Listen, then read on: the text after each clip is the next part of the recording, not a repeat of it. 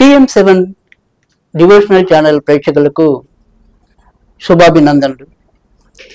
మన ప్రేక్షకులందరికీ కూడా గత కొద్ది రోజులుగా ఈ షష్ఠ గ్రహ కూటమిపై అనేక రకాలైన సందేహాలు నెలకొంటున్నాయి.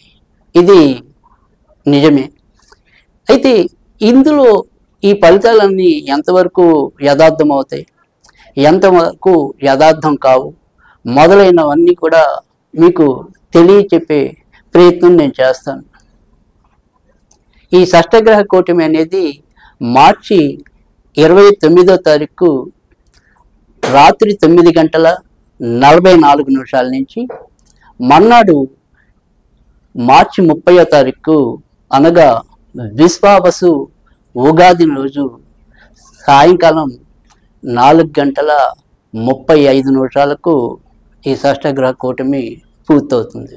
అయితే మొదట మనం చెప్పుకున్నాం, ఒకటి ఏదైతే ఈ షష్ఠగ్రహ కూటమి వల్ల ఎక్కువగా ఇబ్బంది పడేది పెద్ద స్థాయిలో లేదా మొత్తం స్థాయిలో చెప్పాలంటే కనుక అది మీనరాశి, కన్యారాశి మీద దీని యొక్క ప్రభావం ఎక్కువగా ఉంటుంది అనేది. తర్వాత స్థాయిలోకి వచ్చేప్పటికి మిథున రాశి, ధనుర్రాశికి అనేది చెప్పుకున్నాం. కానీ ఇప్పుడు వేటికవే సరే, మీన రాశి వాళ్ళు పడితే ఏ రకంగా ఇబ్బందులు ఉంటాయి, కన్యారాశి వాళ్ళు అయితే ఏ రకంగా ఉంటాయి, ఇలా ఏ రాశికి ఆ రాశి అంటే ఇప్పుడు ఈ ప్రభావం చూపించేది మనం కన్యారాశి లేదా మీనరాశి అన్నప్పటికీ కూడా ఇద్దరు ఒకే రకమైన ఇబ్బందులు ఎక్కువ పడతారని కాదు. కనుక ఎవరికి ఏ రకమైన ఇబ్బందులు వాటిల్లచ్చు, ఎవరు ఎలాంటి జాగ్రత్తలు తీసుకోవాలి, అలాంటివన్నీ కూడా మనం ఏ రాశికి ఆ రాశిగా తెలుసుకుందానికి చూద్దాం. కన్యారాశి మనం మొదట్లో చెప్పుకున్నాం. ఈ కన్యారాశి అంటే ఈ షష్ఠగ్రహ కూటమి యొక్క ప్రభావం ఏదైతే ఉందో అది కన్యారాశి మీద కూడా అధికంగా ఉంటుందని. ఎందుకుని ఉంటుంది అంటే కనుక కన్యా రాశికి సప్తమంలో అంటే దానికి ఎదుటి రాశి అయిన మీనరాశిలోనే ఈ గ్రహాలన్నీ కూడి ఉండటం అనేది జరుగుతుంది.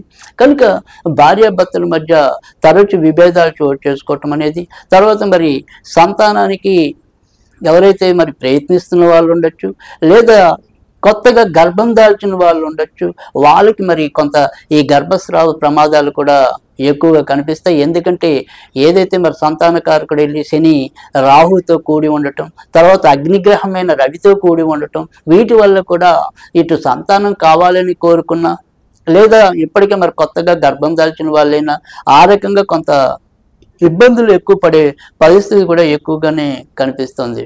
తర్వాత బుద్ధికారకుడైన శని కూడా ఇదే గ్రహాలతో మరి కూడవటం వల్ల కూడా మనం మొదట్లో చెప్పుకున్న ఏదైనా సరే ఈ డ్రగ్స్ ఇలాంటివి ఈ యువతకి చెడిపోవటం అనేది, అలాంటి ఆ లక్షణాలు ఈ కన్యారాశిలో పుట్టిన వాళ్ళకి కొంతవరకు అటువంటి ఆకర్షణలకి లోనయ్యే అవకాశాలు కూడా ఎక్కువగా కనిపిస్తున్నాయి. తర్వాత మరి ఇదే కన్యారాశిలో పుట్టిన వాళ్ళకి ఇటు ఆడవాళ్ళకైనా మగవాళ్ళకైనా కూడా కొద్దిగా ఆకర్షణలు కానీ, తర్వాత ఈ ఆడవాళ్ళకి మగవాళ్ళు, మగవాళ్ళకి ఆడవాళ్ళు ఈ పరిచయాలు కూడా కొంతవరకు ఎక్కువగా ఉంటాయి.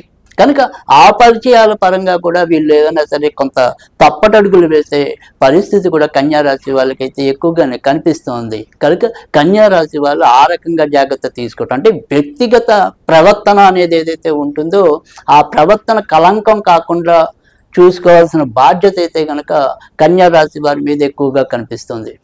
అంతేకాకుండా మరి వీళ్ళు భార్యాభర్తల స్థానంలోనే ఇన్ని గ్రహాల కూటమి అనేది ఉంటుంది కనుక ఇటు భార్యాభర్తల మధ్య తరచూ చికాకులు ఏర్పడుతూ ఉండటం, చిన్న దానికి కూడా పెద్దవి చేసుకుని విపరీతమైన ధోరణులకి పోవటం, ఇలాంటివన్నీ కూడా కన్యారాశి వారికి ఉంటాయి.